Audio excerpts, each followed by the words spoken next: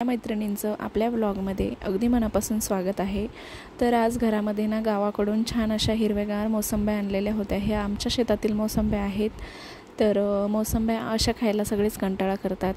तर म्हटलं चला, तर माझ्याकडे ज्यूसर होतं मोसंबीचं। तर बरेच दिवस झाले त्याचा काही वापरच झाला नव्हता आणि एकदा फक्त आम्ही ज्यूस बनवून बघितलं होतं आणि मग नंतर काही केलंच नाही। म्हटलं चला आज त्याचा यूज करूया। आणि अशा पण मोसंब्या खूप दिवस तशाच पडतील, कोणी खाणार देखील नाही। आणि दुपारी मस्त उन्हाळ्यामध्ये छान पण वाटतं ना मोसंबीचं ज्यूस वगैरे थंडगार प्यायला। तर म्हटलं चला बनवून बघूया जमतंय का। तर इथे मी 2-3 मोसंब्याचं पहिले बनवून बघितलं, तर छान झालं ज्यूस, अगदी मस्त लागतं। आणि उन्हाळ्यामध्ये कसं असतं, आपल्याला दुपारी थोडीशी क्रेविंग होतेच थंड काही खाण्याची, आईस्क्रीम किंवा मठ्ठा। तर म्हटलं बनवून फ्रीजमध्ये आपण स्टोअर करून ठेवू। पण झालं असं की ही जी मशीन आहे ना, ज्यूसर जे आहे ना, हे थोडंसं वापरायला जड आहे। म्हणजे याला एक जणाकडून तर हे ज्यूस बनतच नाही।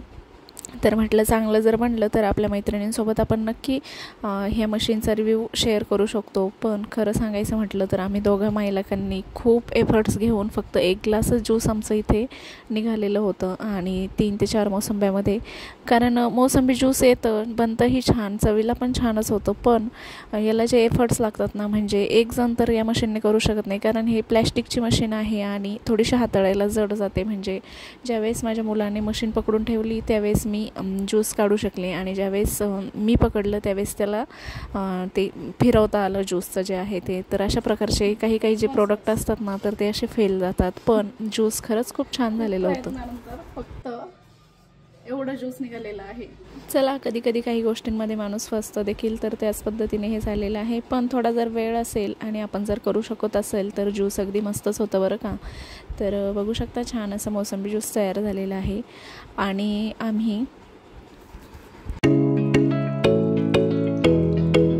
आणि आज ना कॅन्टीनमधून काही सामान आणलेलं होतं आणि हे जे काही सामान आहे जे कॅन्टीनमध्ये भेटतं, तर ते थोडेसे डिस्काउंट आपल्याला तिथे भेटतो। त्यामुळे मग आम्ही काय करतो, काही जे सामान कॅन्टीनमध्ये अवेलेबल असतं तर ते तिथूनच मागवतो आणि जे काही मग भेटत नाही ते मार्केटमधून आणावंच लागतं। तर हे अशा प्रकारचं कॅन्टीनमध्ये मोठे पॅकेटमध्येच सामान भेटतं, पण डिस्काउंट पण तेवढा असतो, त्यामुळे आपल्याला ते परवडतं देखील। तर यावेळेस मी ना पतंजलीचं तूप मागून बघितलेलं आहे। म्हटलं चला यूज करून बघूया कसं वाटतंय। तर दिसायला तर तूप अगदीच छान आहे, एकदम छान मस्त पिवळं दिसतंय।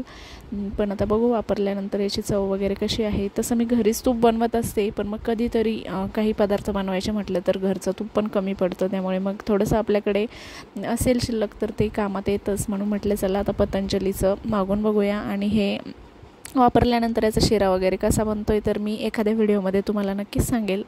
तर तूप वगैरे सगळं जे काही सामान आणलेलं होतं, म्हटलं दुपारच्या वेळेमध्ये हे जिथल्या तिथं सामान जाऊ द्यावं, नाहीतर ते पडलं तर तसंच पडलेलं राहतं, नंतर मग ते लावायचं व्यवस्थित राहूनच जातं। तर बघू शकता तूप अगदी दिसायला मस्त दिसतंय ना।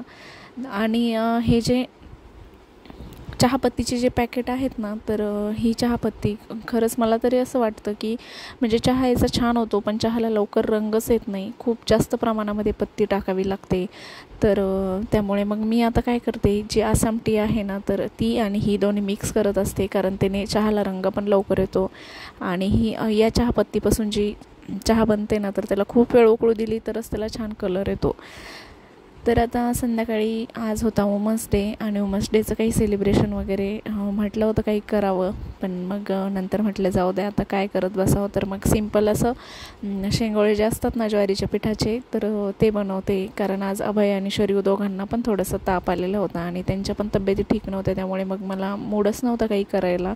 नाहीतर मुलं जर व्यवस्थित असतील तर मुलांना पण छान वाटतं असे काही छोटे सेलिब्रेशन वगैरे करायला। म्हटलं जाऊ द्या बाकीचे काही करत बसण्यापेक्षा मुलांना पण पौष्टिक असं होऊन जाईल आणि सगळे पण आवडीने खातील। तर गरम गरम मी ते शेंगोळे बनवते। तर शेंगोळेला तुमच्या तिकडे काय म्हणतात नक्की सांगा कमेंटमध्ये।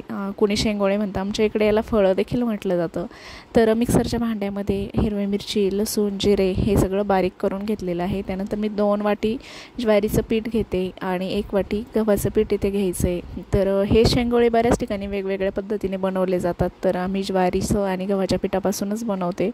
आणि बरेच ठिकाणी माझी एक मैत्रीण होती, तर त्यांच्या तिकडे ना कुळथाचे शेंगोळे बनवले जायचे. ती नगरची होती, तर मला ते देखील खूप आवडले होते. पण आपल्या इकडे कुळीथ हे जास्त पिकत नाही, त्यामुळे मग त्याचे शक्यतो आम्ही कधी बनवलेलेच नाही आहे. तर ह्याच पद्धतीने मी 2 वाटी ज्वारीचं पीठ घेतलेलं आहे, 1 वाटी गव्हाचं पीठ आणि थोडंसं बेसन पीठ इथे टाकायचं आहे. आणि जो काही मसाला मिक्सरच्या भांड्यामध्ये बारीक करून घेतला ना, तर तो यामध्ये टाकायचा आहे. हळद टाकायची, मीठ चवीनुसार.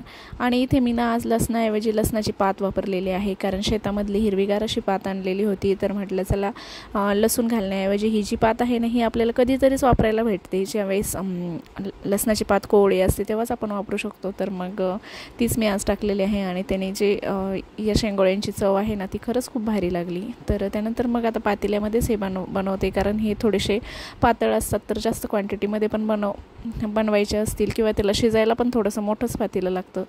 तर पातेल्यामध्ये तेल टाकलं, थोडीशी जिरी मोहरी आणि त्यानंतर जो मसाला बारीक करून घेतलेला होता ना, तर तो थोडासा त्यामध्ये टाकला. आणि पाणी टाकून तुम्हाला किती घट्ट किती पातळ हवं आहे त्यानुसार पाणी टाकायचं आहे. आणि अशा पद्धतीने जे पीठ भिजवून घेतलेलं होतं ना, त्याचे असे गोल किंवा मग लांबट जरी बनवले शेंगोळे तरी देखील चालतात.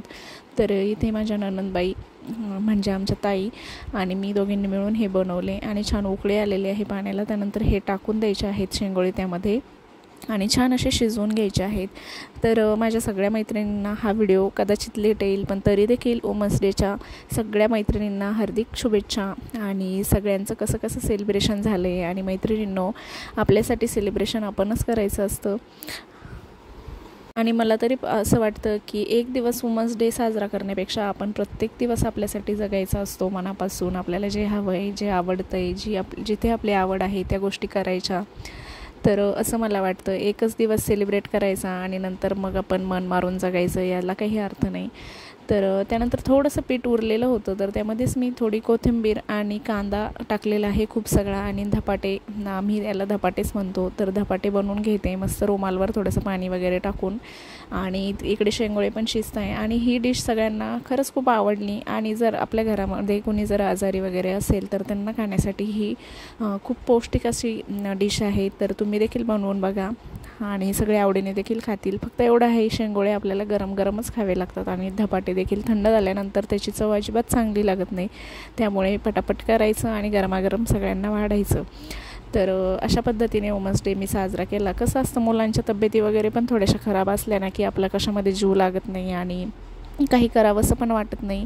आणि असं काही नाही आहे की वुमन्स डेलाच एक दिवस केक कटिंग वगैरे करायची, काहीतरी छोटं फिरून यायचं आणि रोज आपलं तसंच बसायचं, तसं मला आवडत नाही. त्यामुळे मग जो दिवस आहे तो सारखाच मी समजते आणि प्रत्येक दिवस चांगला जगण्याचा प्रयत्न तर मी करते. चला तर मग व्हिडिओ कसा वाटला मैत्रिणींनो नक्की सांगा. तुम्ही जर आपल्या चॅनलवर नवीन असाल, आपले व्हिडिओज तुम्हाला आवडत असतील तर नक्की आपल्या चॅनलला सबस्क्राईब करा. भेटूया पुन्हा एकदा अशाच नवीन आणि छानशा व्हिडिओसोबत. तोपर्यंत सगळ्यांना नमस्कार. हे आहेत आमच्या ताई आणि आमच्या मस्त दोघींच्या गप्पा मारत मारत स्वयंपाक देखील चालू आहे आणि बाकीचं.